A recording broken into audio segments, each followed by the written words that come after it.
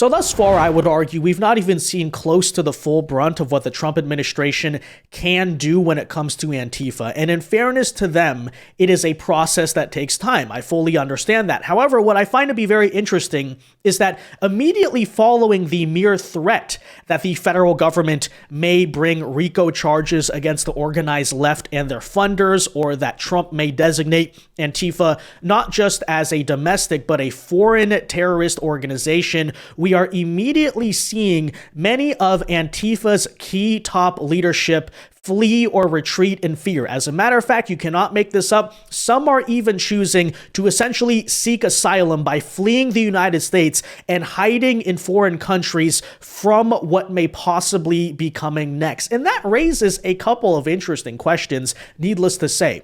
First and foremost, if this is a truly peaceful protest movement that was doing everything by the books, why exactly do these people suddenly appear to be scared of certain legal repercussions for what they might have been doing? But secondly, how could it possibly be the case that mere ideas are fleeing the United States, right? Because that's what we're so often told. The excuse that Democrats make for Antifa is it's just an idea. We're not talking about organized groups of violent revolutionary communists, don't you know? I mean, isn't everybody anti-fascist? Well, again, it appears not only that Antifa has leadership, but Antifa's leadership at the moment is actually pretty terrified of what may be coming. So with that said, guys, we'll tell you all about this in today's video. I want to first of all bring you the updates in terms of what is being considered or floated in terms of the potential foreign terror designation and what that could mean, as well as the response that you're seeing from Antifa themselves, and further on, the Democrats who are trying to make the excuses of, oh, you can't do that, oh, they're not terrorists, and inventing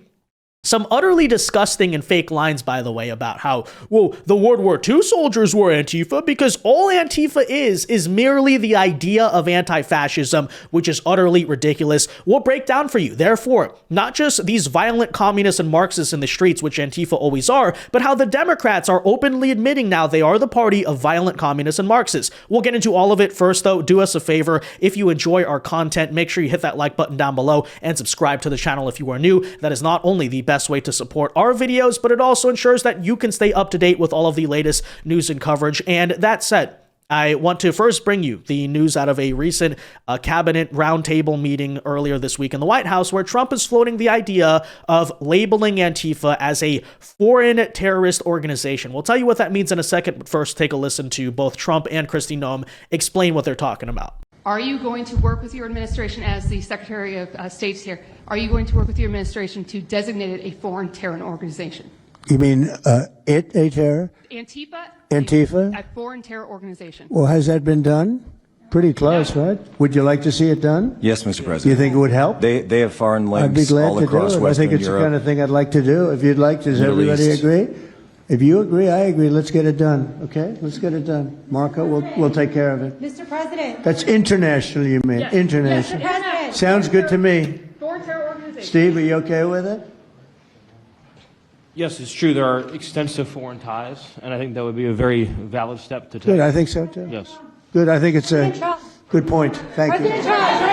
We arrested recently in Portland was the girlfriend of one of the founders of Antifa, and that we are hoping that as we go after her, interview her, and prosecute her, we will get more and more information about the network and how we can root them out and eliminate them from the existence of American society. I want to thank the new journalists here today for telling their stories and for being able and willing to go to the streets and to cover what's happening here in America. Many times the legacy media has looked the other way, refused to tell the stories. The networks have not really focused on what this is and what damage it is doing to our country, and how this network of Antifa is just as sophisticated as MS-13, as TDA, as ISIS, as Hezbollah, as Hamas, as all of them. They are just as dangerous. They have an agenda to destroy us, just like the other terrorists we've dealt with for many, many years. And today is the day that we have a president that won't tolerate it and will stand up and fight for the American people. So thank you for being here, for being so bold, and for standing in the gap at such a time as this. It will matter. It will make a difference, and your life will be one of significance because of what you've done today. So with that, God bless you, and thank you, Mr. President. Thank you very much. So a lot of you probably wondering what exactly this means, because you may say, oh, I thought Antifa was already labeled a domestic terrorist organization a couple weeks ago. Here's the thing, based on just context and my own research for people's understanding, is that under US law, a domestic terrorist organization doesn't really exist from a legal standpoint. Like, you can label that there are so-called extremists or hate groups, i.e. the KKK and others that the FBI keeps an eye on. But in order to really label, for instance, Antifa itself as like a criminal illegal organization, you would have to use the FTO foreign terrorist label. Now, that said, is it accurate? Well, as they pointed out there, the argument there could very much be yes, because not only is Antifa, as they pointed out, yes, indeed, a worldwide international movement. We're not just talking about something in the United States. They are prevalent in Canada, prevalent in Europe. A lot of these funding networks go back and forth. But we've even seen cases of foreign governments, specifically the Canadian government, actually funding Antifa itself, which I want to say thank you. That is such a strong, positive piece of border relations. But no, this is a serious thing. A Canadian judge a couple of years ago actually found that the Canadian Anti-Hate Network, which is a nonprofit NGO that is funded by the Canadian government, basically their version of USAID, was indeed giving funds to violent Antifa organizations. And so, hey, that's kind of an argument. Well, maybe you could say that the movement is not even necessarily just homegrown and domestic. If it's international, then it could also be labeled as foreign. We'll see what happens there. But again, this is something that, if it goes through, would be a huge development, because it would basically declare Antifa itself to be illegal. And if you're involved in it whatsoever, you can be charged of severe crimes and like seditious conspiracies, terrorism, other things against the United States. So all of that in mind, we'll see what happens. Again, it's a process. I'm not saying that we're going to RICO all these people overnight. I've been a little bit patient, but I am pointing out that you are immediately starting to see a little bit of desperate backtracking, for instance, happening right now in Portland. Noticeably, things have gotten a little bit less violent ever since the Trump administration started shining a national spotlight. But most recently, you may have seen some of these scenes where Antifa members, in order to sanitize their own image, it's very ironic how this is all working, are showing up. Have you seen these costumes? In like the inflatable frog or dinosaur costumes. And as Andy No, by the way, points out, and is obviously true, is what is going on here, because now Democrats are posting these videos of the dinosaur twerking or something, saying, haha, they're calling these violent protests. But okay, obviously, right? Now that the local and national press have started to cover the Portland ICE area round the clock in reaction to the president, Antifa have devised a plan where they're encouraging one another to come in animal costumes. The costumes serve the function of masking the violent extremism to make the direct action, yes, appear like a family-friendly gathering on camera, and to obviously, as he points out, whitewash the past ultra-violence.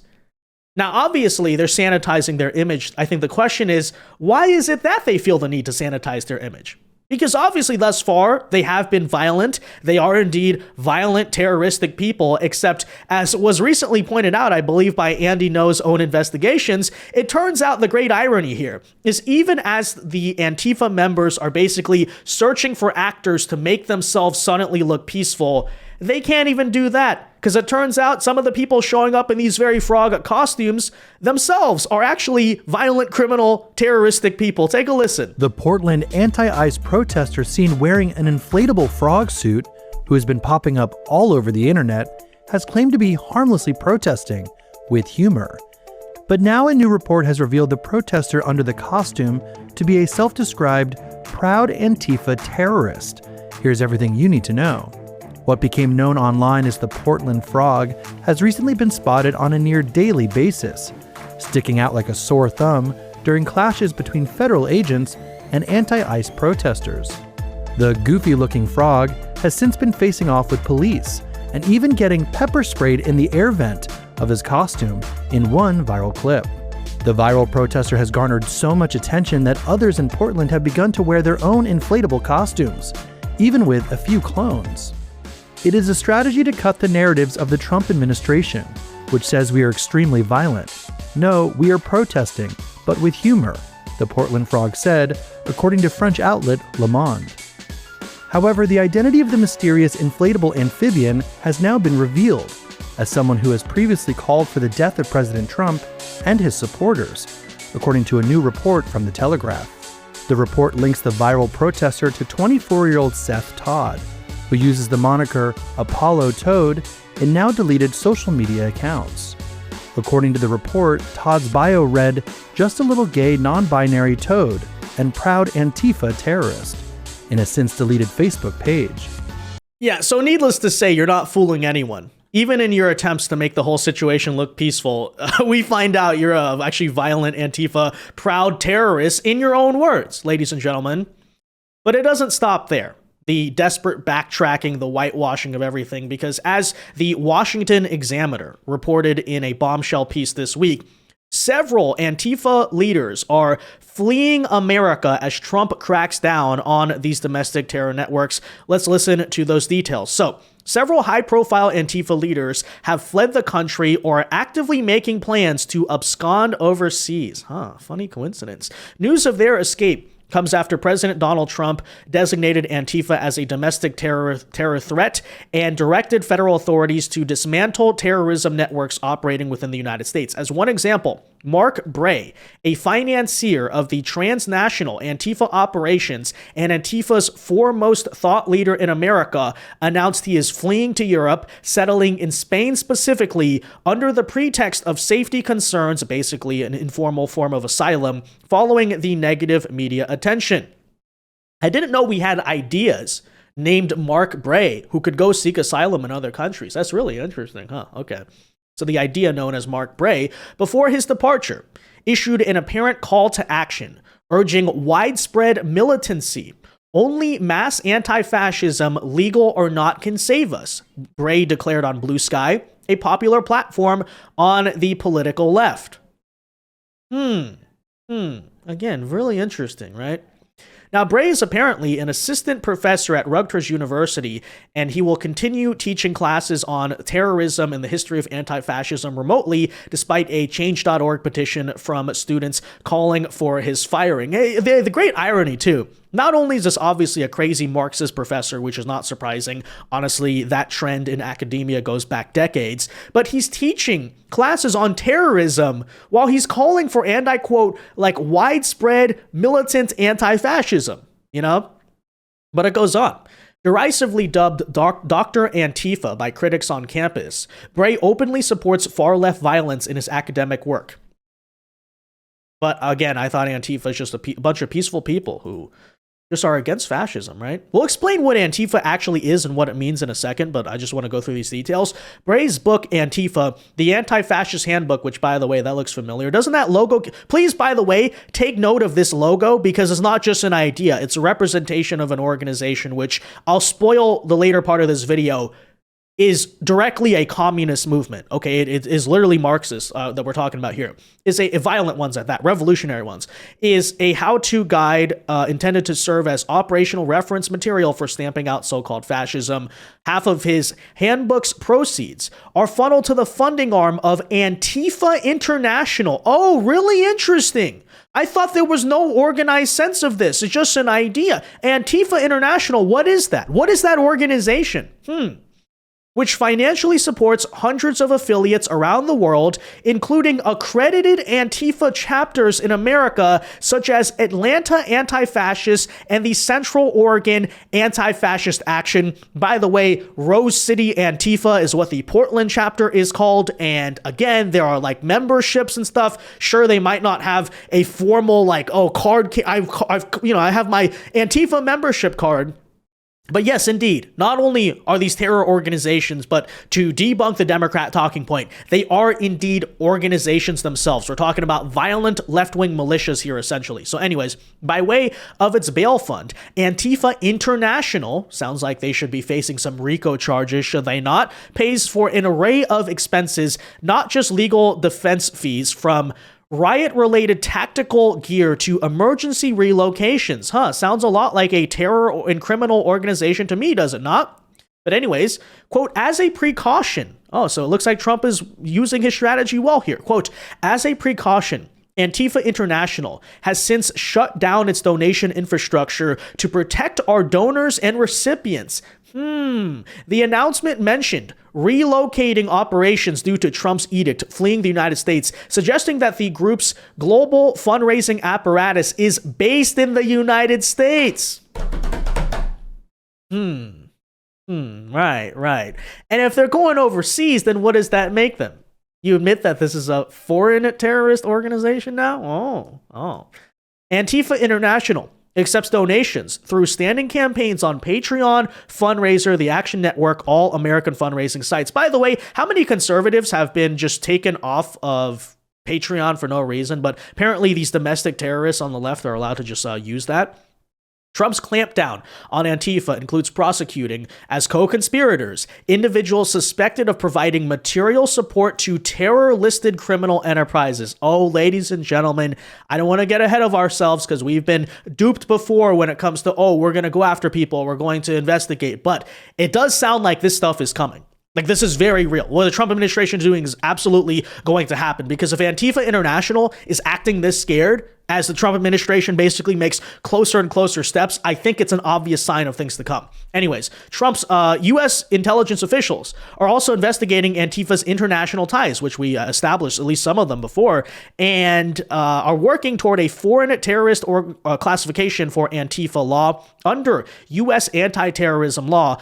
And this is why that's important. Sponsors of foreign terrorists face up to 20 years behind bars, and the federal government can freeze assets, cut off the funding flow as part of counter-terrorism sanctions. Very, very important there. Now, Bray, this guy, is not the only expat among Antifa's ranks seeking shelter in foreign countries. Independent reporter, quote-unquote, independent reporter Christian Peterson recently found the leaders of Rose City Antifa, as we just pointed out, that's the Portland chapter, the most notorious American Antifa cell holed up in Europe. Isn't that interesting? And by the way, we ought to have a conversation with the EU. Please extradite our criminals, stop sheltering them, okay? We're going to act in good faith that maybe they're just allowing it or they don't know, but that ought to be another issue of international relations, okay? It's kind of screwed up, honestly, that they're sheltering them. You know, we're not talking about China or some adversarial group of countries. But anyways, Caroline Victorian, one of the founding members of the Portland-based Antifa Action, which again, I thought this was not organized. It was just an idea anyways, was discovered this week hiding with her husband, Johedin Victorian, a Swedish-born activist and another Rose City Antifa architect in the coastal town of Varberg, Sweden. Very interesting. Together as co-founders of Rose City Antifa, the oldest known Antifa chapter in America, the Victorians reportedly had helped import the European model of anti-fascist extremism, which, by the way, was very prominent in Western Europe in the kind of late 80s, 90s, a lot of those years, into the U.S. Now, Peterson, who is a Swedish investigative journalist covering far-left radicalism, confronted Victorian, who has dual citizenship, by the way, maybe we should revoke that, outside their residence, and asked whether the couple fears federal prosecution in the United States. And apparently, this person, here's what they had to say. Tjenare Johan, jag har lite frågor om Rose City Antifa som du var med och grundade. Bakom mordet på Charlie Kirk. So basically, they had nothing to say, right? The Rose City Antifa itself, again, keep this in mind because people keep trying to convince and gaslight us that Antifa is not organized. A sophisticated organization with strict recruitment practices has gone underground in fear of conspiracy charges, according to Antifa expert himself, Andy No. Maybe that's also why some of the violence has dwelled down a bit in Portland, huh? They're a little scared, aren't they? It's working. Strategy's working, but you got to follow through, right? Don't let them hide in a hole for 4 years. These people have brought undue havoc and terror to our country. The book needs to be thrown at them, legally speaking. Over the years, Rose City Antifa has been linked to a string of attacks against political opponents and government property. At least one Rose City Antifa member is facing federal charges of felony assault on law enforcement for allegedly punching an officer in the face outside of the ICE facility in South Portland. This crime carries up to 8 years in prison. Most recently, U.S. Homeland Security said Rose City Antifa is responsible for publishing the private information of ICE personnel, including wanted, like bounty-style posters. Homeland Security Secretary Kristi Noem promised to pursue anyone involved in illegal doxing efforts, and the nationwide Torch anti-fascist network, which Rose City Antifa belongs to. Doesn't it remind you a lot of the Islamic terror groups in the Middle East? You know, they're kind of all in the same cause, but they're in different little chapters. You have like ISIS-K, which is different than ISIS, the ISIS in Africa. And then there's like Al-Qaeda and, Hezbollah. It's just all these different groups that are all fighting basically for jihad for different reasons, but still all the organized far left. Okay. if we labeled all these different Islamic groups as terrorist groups, and here you now have a bunch of domestic and international left-wing groups causing a bunch of violence, seems like the structure is actually very similar. The precedent is indeed there, and the label is completely appropriate, right? You're learning through the course of this entire reporting that indeed, no, Antifa is not just some decentralized group of protesters or even an idea, much less. No, these are organized people, part of chapters, part of groups, and you can literally designate these things as terror groups because that's what it's all about. Why do you think they're hiding, by the way? Yeah, I think that gives you, tells you the answer. But anyways, you basically get the idea here. Rose City Antifa in one post actually was trying to say that they did not dox the ICE agents. I don't know, trying to avoid accountability, or maybe it's just some random leftists. I mean, that kind of part of it is true. But yeah, again, ladies and gentlemen, there you essentially have it. Now, that said, you've heard the most insane defenses ever from Democrats for this whole Antifa thing. Like as one example, right? You can see this post right here that, you know, they're pointing out that Jack Posobiec said, and I quote, during this like Antifa roundtable, that Antifa has been around in various iterations for almost 100 years in some instances, going back to the Weimar Republic in Germany. And totally taking this out of context, they said, wait, so Antifa were against the Nazis, right? As one example, this person says, wasn't resisting the Nazis, which is what Antifa, at least marginally somewhat was, considered a good thing? That's why we share the First They Came For poem, to encourage people to resist before their group becomes a target. Imagine trying to paint the early Nazi resistors as the bad guys.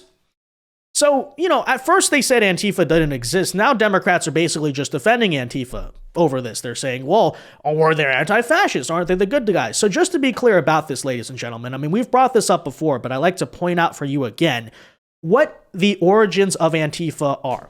Okay, first and foremost, Antifa is not short just for anti-fascism. It is short for Anti-Fascist Action, which is a far-left group that has a lot of precedent in history in the West. Yes, it did start in the Weimar Republic in Germany, but as you can see, Anti-Fascist Action, pronounced in German, was a communist militant organization in the Weimar Republic controlled and founded by the Communist Party of Germany, aka the KPD. So we're not just talking about people who are against Nazis. Okay, a lot of people are against Nazis, specifically those who are Antifa, aka a part of Anti-Fascist Action, which throughout all of history, all of its copycats, but originally was founded, yes, as a communist militant organization, are indeed violent revolutionary communists. In other words, what are we saying? Just because you were against Hitler or against the Nazis does not inherently make you the good guys, okay? But what a lot of these liberals are basically trying to gaslight you into believing is largely thanks to, I guess, the way we were taught in school, where like the Nazis are the only bad guys of history, therefore anyone who fought the Nazis was good, and that's sort of the dialectic game they're trying to play against you. But no. They were not moderate pro-democracy people. They were communists. And as a matter of fact, this is pointed out by their own Wikipedia page. Anti-Fascist Action did not only just oppose the Nazis themselves, they also opposed anti-Nazi resistance efforts by moderate parties. So the moderate anti-Nazis, which said we just want like a normal liberal democracy, obviously Antifa were against them. Why? Because they were radical, violent communists, including the Eisern Front, which included Reichsbanner Schwarz-Rot-Gold, I don't know how to say that, and others, including also pro-Nazi military forces and other groups. So as I pointed out here, right, this is a stupid dichotomy, but it reflects the way we are taught history. Antifa began in Germany as a communist militia, by the way, founded before the Nazis had even seized power. So it's not like it was started inherently as an anti-Nazi resistance movement. No, Weimar Germany was very unstable and chaotic, and a lot of extremist groups were rising. You understand that? Now, one could even further make the argument that because of a lot of the violence that Antifa caused in 1930s Germany, that they actually helped the Nazis rise to power because a lot of people started to get scared of violent, crazy leftists in the streets, and so they were more sympathetic toward Nazism or fascism. I'm not going to go there, but I'm just going to point that out before you try to glorify these people. It's like ultimately they lost, and they kind of, again, help hand power to the Nazis. But anyways, if you want to glorify them, see, here's the problem, is that leftists in school and in history, and this is what they're weaponizing against you, teach that anything that was anti-Nazi was inherently good, including the Bolsheviks, aka the communists themselves, right? So by their logic, right, Antifa must have been the good guys. Obviously, the Americans who fought in World War II and stormed Normandy Beach must have been Antifa. But ladies and gentlemen, this is not true. As a matter of fact, it is revisionist history to say that. But let's take that one step further, because you're seeing posts like this all over the internet, right? As one example, this is part of the World War II Memorial in D.C. Over 400 gold stars. Each star represents 1,000 members of Antifa. This is what they're saying. The greatest generation, they were all Antifa because they fought the Nazis who gave their lives in defense of democracy. By the way, this is something further that an anti-Trump protest movement said this week in Manhattan. Take a listen, right? All of our World War II veterans today are Antifa, says this speaker. Right? They've used this as a culture war issue. It's anti-fascist. All of our World War II veterans today are all Antifa. So this bullshit of using words to try to break the mind of people that are already devastated because of what's happening in this society is not okay. Antifa means anti-fascist. Well, you heard the man. Now, it's first of all important to point out that this website you will see a lot on left-wing protest signs, no kings, that's all over the place. Refusefascism.org, you can go look for yourself, by the way, is directly owned and operated by the American Communist Party. So every single one of these people are protesting on behalf of the American Communist Party. So keep in mind, we're looking at communists right now who are trying to A, do revisionist history, and B, mainstream themselves and legitimize themselves, by the way, much like their Antifa counterparts back in 1930s Germany, by simply not putting communist in the name, but simply saying anti-fascism. It's a dialectic game. They're playing with words and semantics against you, ironically, while, accusing us, obviously, of doing the same thing. Because obviously, if we call ourselves anti-fascists, even though we're violent communists, inherently, if you oppose the anti-fascists, as they'll so often say, you must be a fascist. And so that is their pretext, that is their justification to obviously, support communism and all of those different things. Now, that said, obviously, again, it is simply not true, right, that the World War II veterans were Antifa. Why? Because the World War II veterans were not communists. You could say, in a sense, that the Bolsheviks, right, the Soviet Union fighting Germany, yeah, you could kind of link those people to Antifa, but the Western Allies, an utterly ridiculous in comparison to make. But what I would further point out is not just the fact that obviously our World War II soldiers were not communists, but what our World War II soldiers actually did when they came home about communism. This is very important, frankly, for the right wing to understand, and also for the left wing to understand. Maybe I could argue both cases there, which is that, hey, leftists, if you're going to invoke the greatest generation, let's at least be honest about it. What did the greatest generation do immediately when they came home from the war? They passed some of the most radical and staunch anti-communist legislation you possibly could, including the Communist Control Act of 1954. Right? This is post-war America. You want to keep invoking these people? The Communist Control Act of 1954, most of which has expired now today, but I would argue we should renew it, which actually declared the Communist Party of America to be a criminal organization. They set up things like Joseph McCarthy's Senate Committee for Anti-American Activity, okay, designed actively to purge communists from the government. Why was that?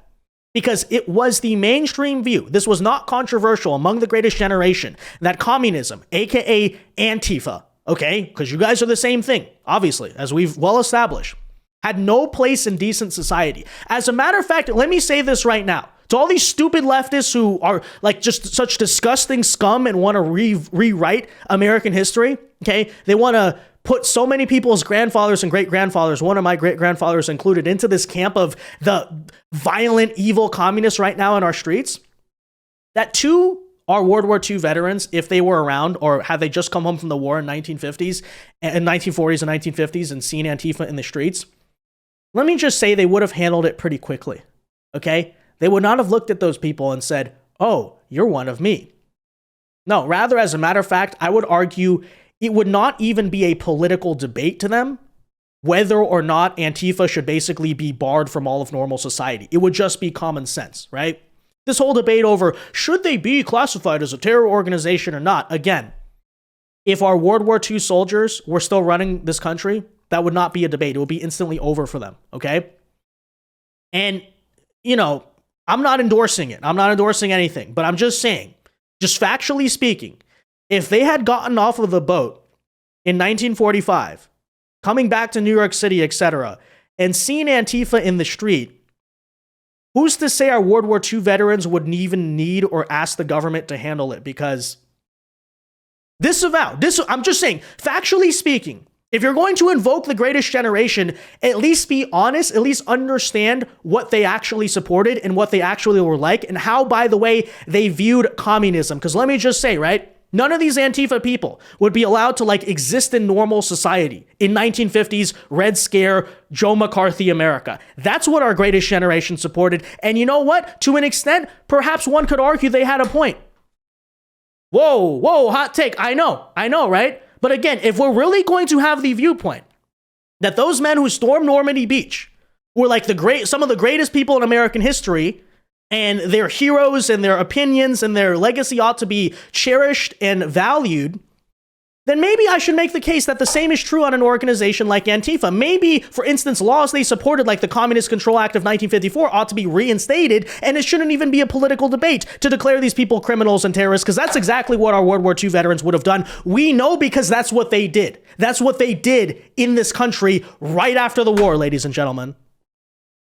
So I would say to the left, maybe you ought to be careful about trying to invoke World War II veterans or the greatest generation, because the worst possible thing for Antifa would be for the right wing in this country to emulate their grandfathers and great-grandfathers and basically actually think on this Antifa question, how would my grandfather or great-grandfather have thought or treated this? Now, I know that's not a lot of history that is taught in school, but feel free, if you're not super familiar with 1950s America and what it was actually like, that supposed golden age in our country, how communists were treated, how communists were seen, and the acceptability of being communist in society, maybe you ought to learn about it and research it, right? Maybe there's a reason why. When the World War II veterans are so cherished and praised by history, we don't talk about the America of 1946, at least that aspect of it. I guess the only thing you may learn in school is how the Red Scare was really bad and Joe McCarthy was so evil, but people don't acknowledge the fact he was incredibly popular in America. He was one of America's most popular politicians. All of the left-wingers, even the moderate liberal politicians, feared Joseph McCarthy specifically because they knew he had the support of the people. Again, why is that? Contrary to your revisionist history, the greatest generation were not Antifa. They were the exact opposite of Antifa, okay? Because again, Antifa is short for anti-fascist action, which is communist militancy. Needless to say, our greatest generation did not support communist militancy. And I will simply leave it there, ladies and gentlemen. So that said, guys, there you have it. Last thing I like to read this, I guess, kind of post I made just to restate the point here. So this is exactly what the original Antifa, anti-fascist action, said in Germany, right? Claiming, if you're against us, then you're pro-Nazi. While they were openly fighting a communist revolution, even against other moderate anti-Nazi movements in the process. Communists are playing the same dialectic games today. They paint the fascists as the only bad guys in history so that they can justify communism simply because it is anti-fascist, and they rely on people's ignorance of history to legitimize themselves. That is why, by the way, the worst thing you can do to a communist is learn actual American history, because then you will start to realize all of these dirty tactics they're currently using to legitimize themselves in the context of America, whether it's the First Amendment, the Founding Fathers, anti-fascism, World War II. It's all garbage. It's all Marxist revisionist history garbage, okay? No, Antifa is not synonymous with general anti-fascism. It's short for a paramilitary group started by the Communist Party of Germany and copied by other Western communists for decades. And needless to say, just because you were fighting Nazis does not make you a good guy, because there's other bad guys in histories than the Nazis. And that said, guys, let me know your thoughts on this in the comment section down below. Be sure to leave a like on this video, subscribe to the channel if you are new, and until next time, God bless and peace.